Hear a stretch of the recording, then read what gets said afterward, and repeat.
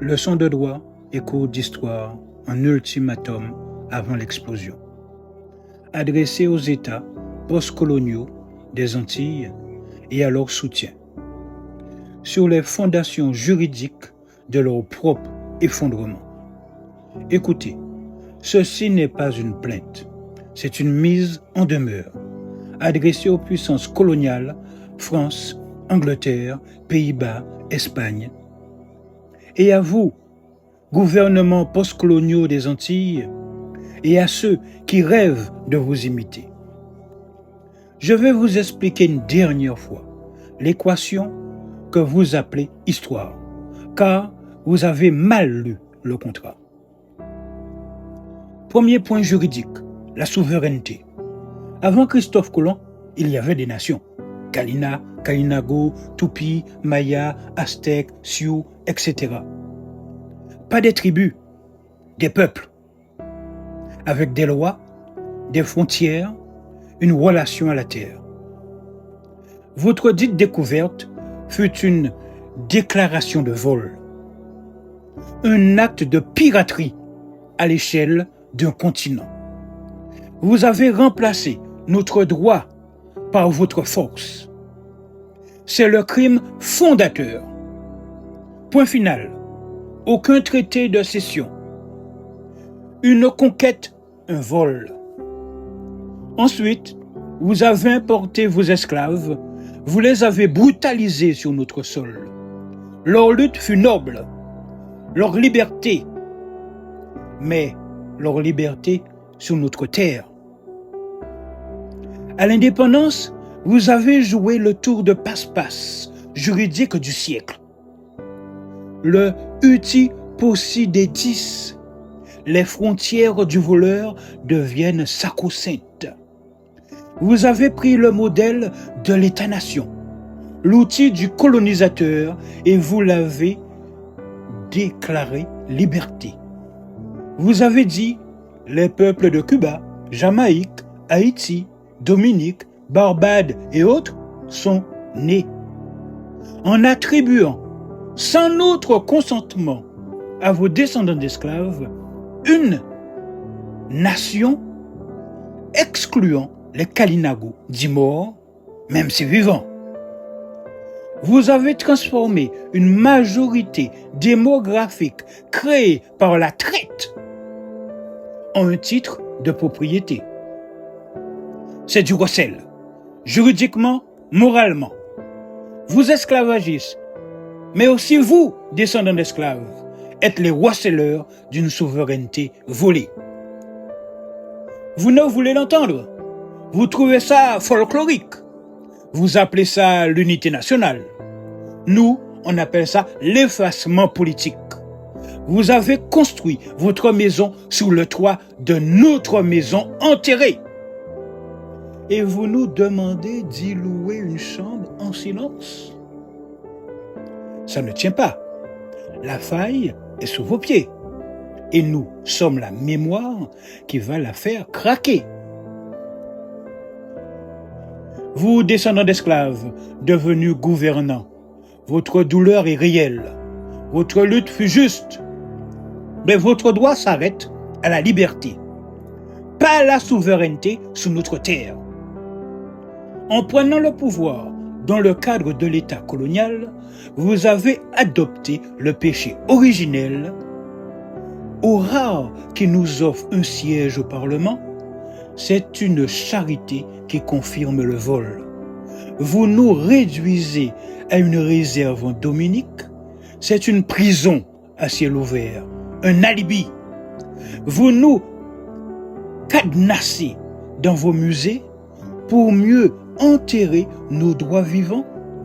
Vous utilisez l'argument du nombre, c'est l'argument qu'utilisait le planteur blanc pour dominer vos ancêtres. Vous perpétuez la même logique. Seule la douleur du pouvoir, seule la couleur du pouvoir a changé.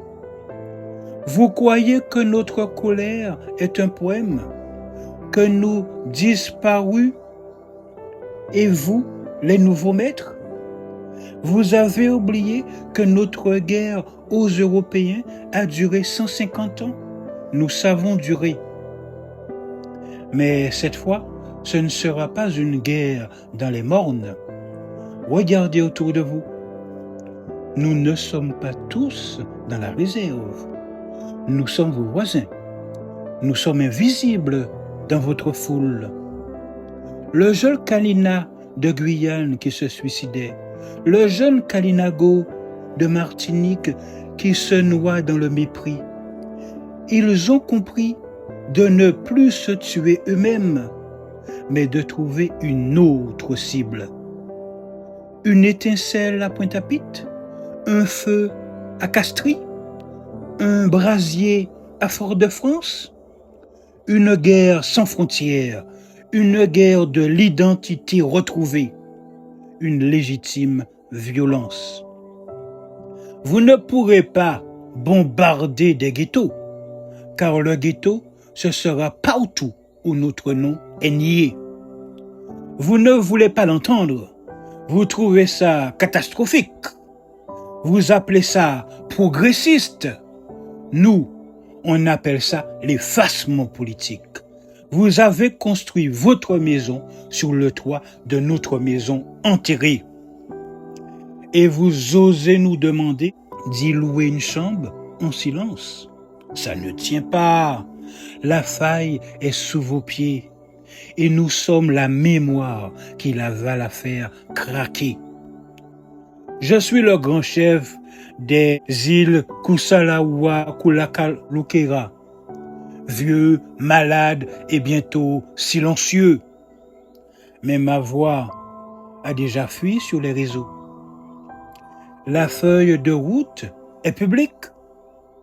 Elle ne demande pas l'intégration, elle exige la restitution. La restitution du pouvoir politique, pas un strapontin. Le partage, vous l'avez refusé. Un nouveau contrat pour les Antilles, où la souveraineté Kalinago est reconnue concrètement sur la terre, sur les ressources, sur les lois qui touchent notre existence. C'est ça la seule paix possible. Pas votre paix cimetière où nous jouons les fantômes décoratifs. Vous avez le choix. Continuez le déni et préparez vos enfants à un conflit identitaire qui fera voler vos nations en éclats. Ouvrez les yeux, acceptez la vérité juridique monstrueuse sur laquelle vous êtes assis et négociez. Négociez la seule chose qui nous intéresse, le retour de notre pouvoir sur notre terre. C'est la dernière leçon. Je ne serai pas là pour la suivante. La suivante ne sera pas des mots. Ce sera la logique de l'histoire qui enfin se réalise. La poudre de 5 siècles de mépris est sèche. La mémoire est une mèche. Vous pouvez l'éteindre maintenant par la justice, ou vous pouvez attendre l'explosion et regarder les anciens colonisateurs de loin rire. Rire de voir que leurs successeurs ont si bien appris la leçon de la propriation qu'ils en mourront. Le compte à rebours est lancé. À vous de voir s'il mène à une nouvelle naissance ou à votre bûcher. C'est tout. Il n'y a rien à rajouter.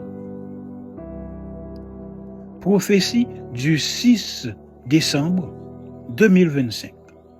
Yanis Olivier Kalinago, grand chef et président du peuple premier des Kalinago, né aux îles Kalukaira, Kusalawa, que nos génocidaires et leurs bénéficiaires appellent Guadeloupe. Peuple, seul peuple autochtone de l'archipel Kalinaki, encore une fois dénommé Antilles par nos assassins, nous qui y sommes depuis plus de 7000 ans.